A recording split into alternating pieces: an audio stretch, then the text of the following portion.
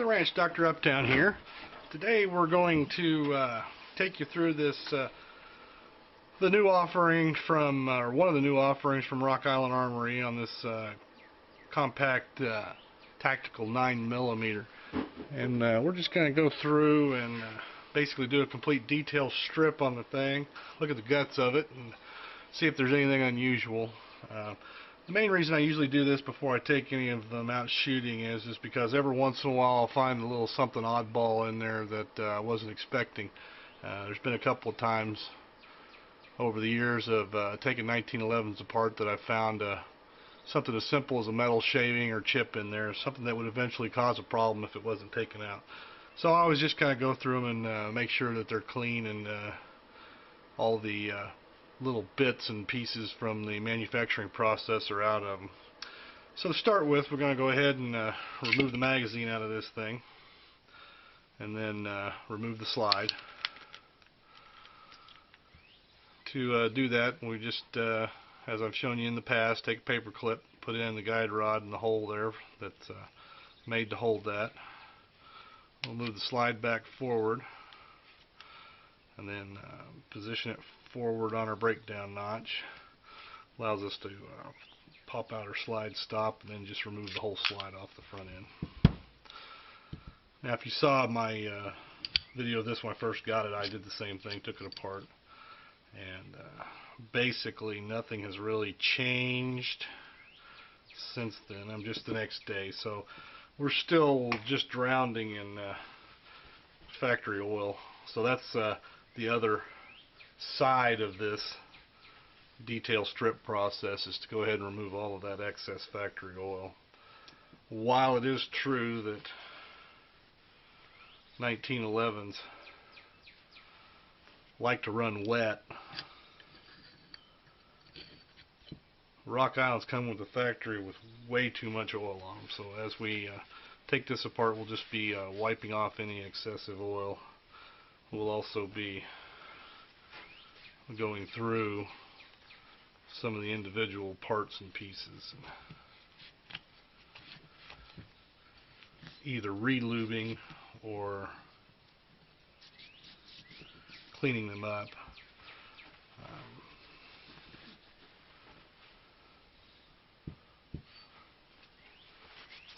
All in all, just end up with a clean pistol in the end, and one that's not overly lubed. Like I say, we're just going to take a rag and go along as we go. Check our feed ramp and everything, make sure that it's all good. It's not as polished up as I like to have them. It's not bad, but could use a little more polish on it, so we may go ahead and just touch that up while we're at it. I a lot of times have a nice felt wheel on my Dremel tool that I use to do that with. However, I broke my Dremel tool, so don't have that nice fine polishing pad that I normally have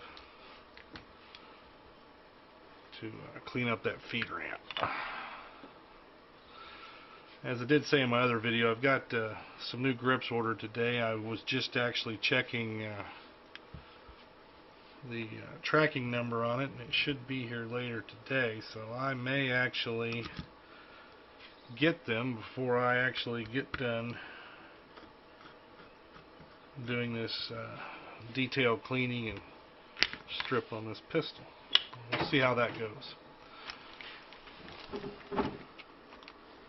As we're removing some of these parts, I'm not going to go into a huge amount of detail on each individual part, because I've certainly done that in other videos, but I will try to particularly highlight some of them.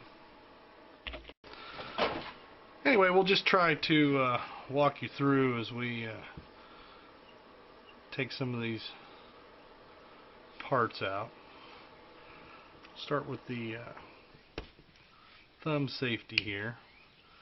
You have to get the thumb safety into about the halfway position between safe and fire. Wiggle it and just pull it straight out. One of the things you can expect to see come out is the plunger spring and pins go with that. A lot of times they'll just shoot out of there all on their own. And we'll go ahead and remove our main spring housing.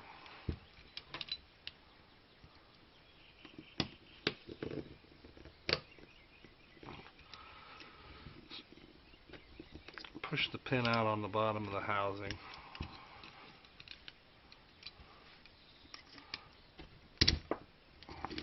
Once that pin's removed, you just can slide the housing down and out. Since we already removed the grip safety, it's just going to pop out also. What we're left with is the hammer bow and the Sear spring, all looking pretty good shape. And the hammer pin comes out. That allows us to take the hammer straight off the back. And then last but not least, the Sear pin.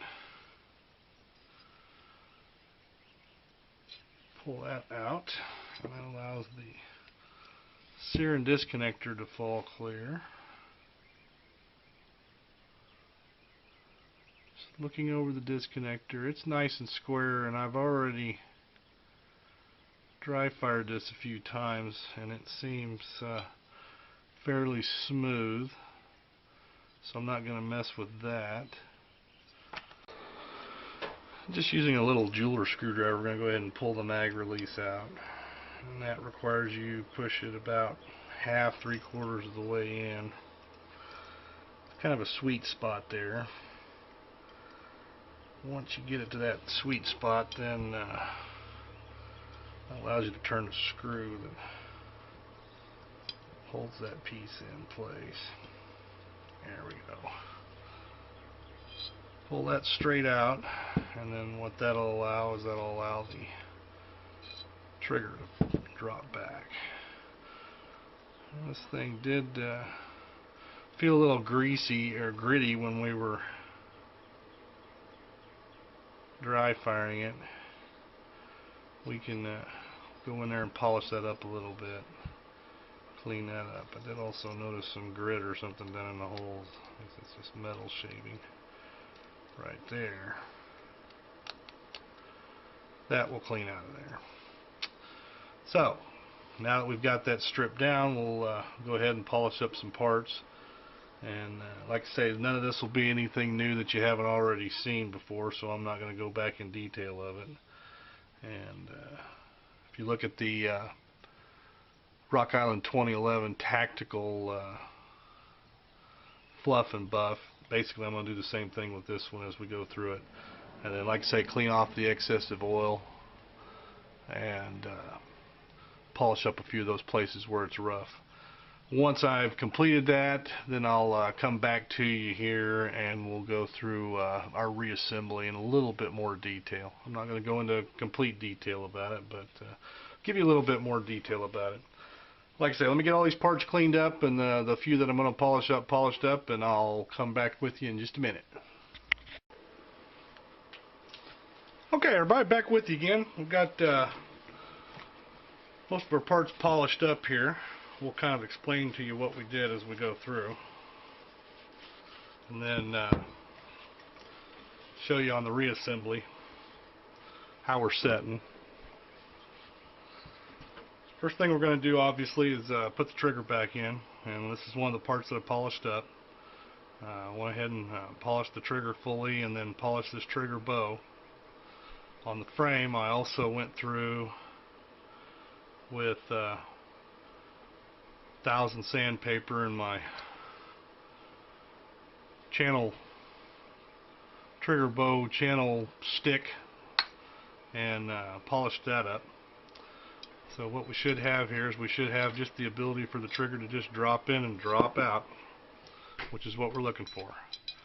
So we've achieved that, so we'll go ahead and put our trigger back in.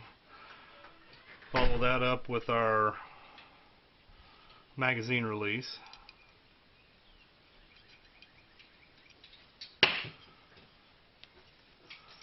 And like I say, we'll have to find a sweet spot. There it is, right there.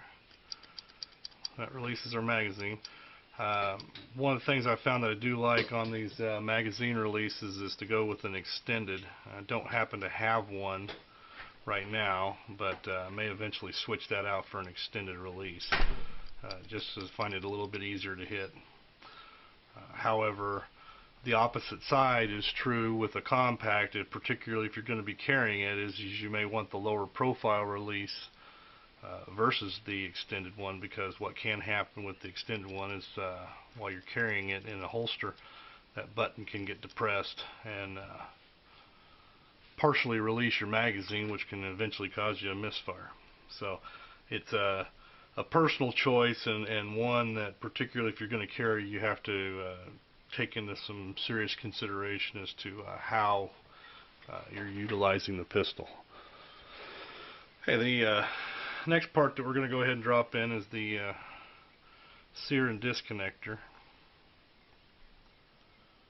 And as we've been through before, this is probably the most difficult part to get in the pistol. One, because it's two separate little parts, they go quite a ways in there, and getting the orientation correct is always a trick. I'm going to go ahead and separate those so you can see how they are. Just remember that flat piece right there goes against the trigger bow, and the Sear will go on like so.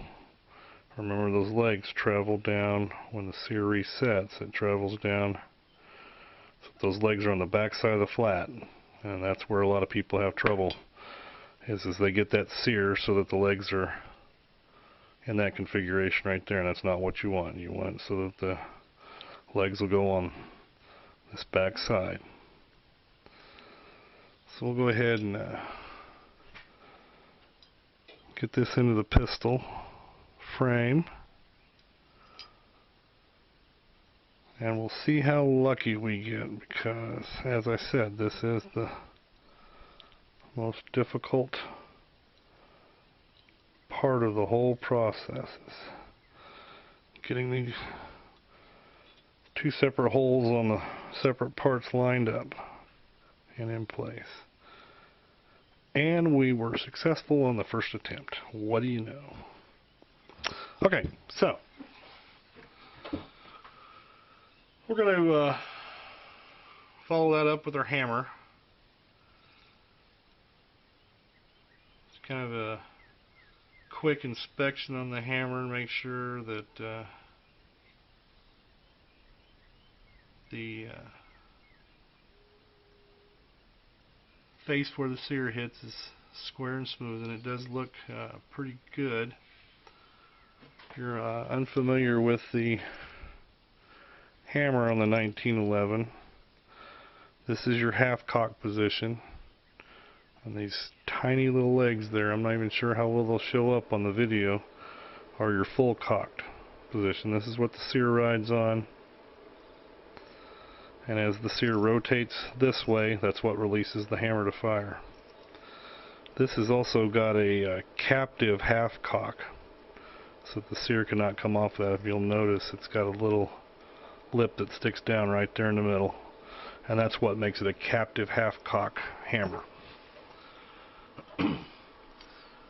Fairly straightforward on the installation of the hammer. It goes right into the frame. Again, you line the holes up.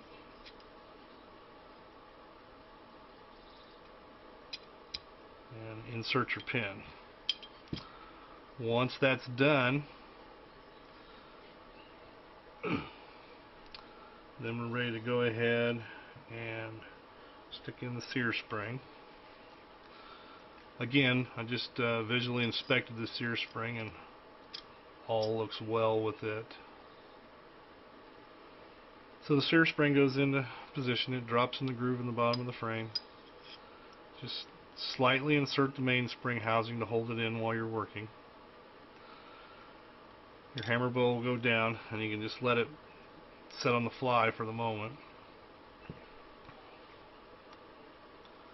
Go ahead and move that up a little bit. And I always go ahead and insert the grip safety behind that. Now the grip safety is held in place. If you want to, you can go ahead, and that's what I'm going to do in this case, is I'm going to go ahead and run my mainspring housing up just enough so that this hammer bow will fit into the very top of the mainspring housing. That keeps it lined up for later on. It still gives you room to go ahead and put your grip safety in place. You'll need the hammer in the fully cocked position because the pin that holds the grip safety in place is also the pin on the thumb safety. And to insert the thumb safety, you need the hammer in the cocked position. Now, one thing I'm going to take a look at here is I believe I have a extended thumb safety available. I'm going to take a look here and see if I can round it up real quick. If that's the case, then I'm going to go ahead and I'm going to install an extended thumb safety on this pistol. Okay, I scavenged around in my parts bin and I did find a old extended thumb safety that I'm going to go ahead and use.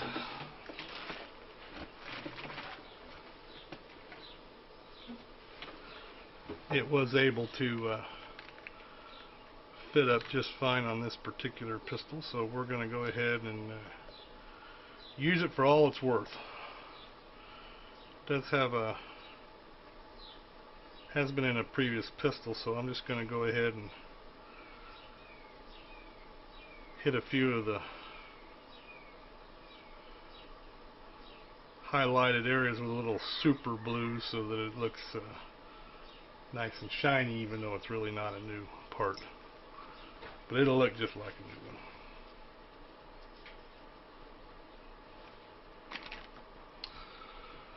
Like I say, we've got our plunger spring and pins in place.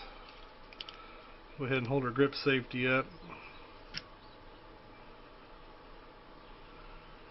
Start working that safety into position.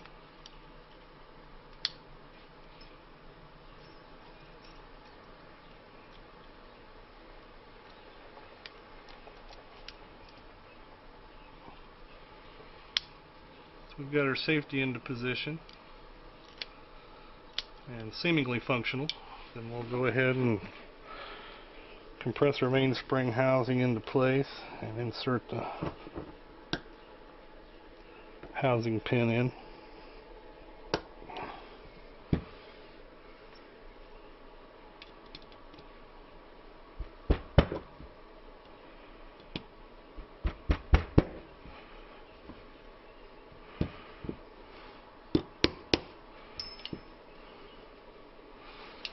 That into place. Now we can go ahead and function check it. Now one thing we don't want to do though is we don't want to dry fire it into where it's going to hit the frame. So from the keep my thumbs there in the way to block it. With no grip safety applied, we don't have any hammer drop, which is good. Do have hammer drop with the grip safety applied. Put the thumb safety up into the safe position and double function check it again, and it does seem to be working fine. We'll go ahead and go through that again with the slide in place just to make sure. Again, wipe a bit of the excess oil off.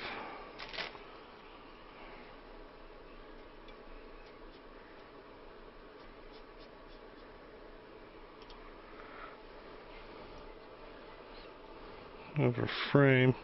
Magazine is dropping clean, so we're going to go ahead and just leave that alone. Now on the guide rod, you'll notice that we did go ahead and polish that up. This has this spring has an open end and a closed end. We do want the closed end toward the abutment on the recoil spring. We'll pull our reverse plug up till we can insert our pin. And we're ready to go ahead and reassemble barrel. Now, one thing I didn't do on this slide was I didn't go ahead and take the firing pin out of it. I can go ahead and do that now just for the sake of demonstration. Just depress the firing pin in, keep your finger in place because that sucker will go flying as it is under spring tension. And yeah, there is quite a bit of oil in that channel, so we're going to go ahead and dry that firing pin out best we can. See about getting our firing pin spring out. Same thing with it, just going to dab off some of the excess oil that's in there. I do not see any metal shavings or anything in the channel, which is a good thing. So we'll go ahead and reinsert our firing pin. Reinsert our firing pin stop. And if you've seen me do this before, you'll remember this takes a three-armed lady and a grandfather to get this pin back in there. Got the firing pin inserted into the channel. Press it down below to allow our stop to come up in place. Let's ride the stop home until our firing pin is exposed again. Barrel assembly, straightforward again. Barrel link forward. Barrel in through the front. Lock that into the locking lugs. Then come back in with a recoil system.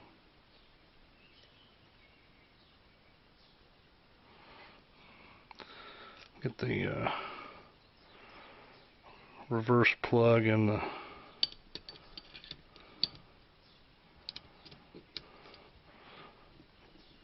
abutment in the right orientation.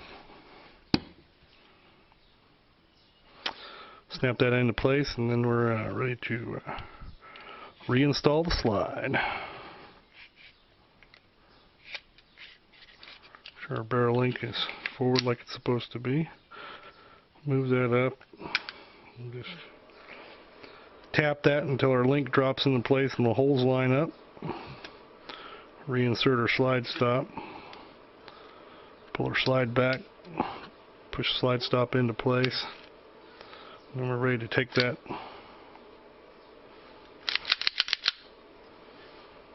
out. Make sure we function well. Hammer drops with the safety off. Okay, so that's got our detail strip and our reassembly complete. We are going to go ahead and, like I say, check that in. I got distracted there. Go ahead and check that safety, the safety in the on position. And we're not getting hammer drop, either with or without the grip safety applied, which is what we're looking for. So, basically we have the pistol back together with the exception of the grips. And I did check the U.S. mail tracking number, and the grips are supposed to be here today. So I'm just going to leave this disassembled for a bit, and we'll see if the mail lady shows up with our grips, and hopefully they're the right ones.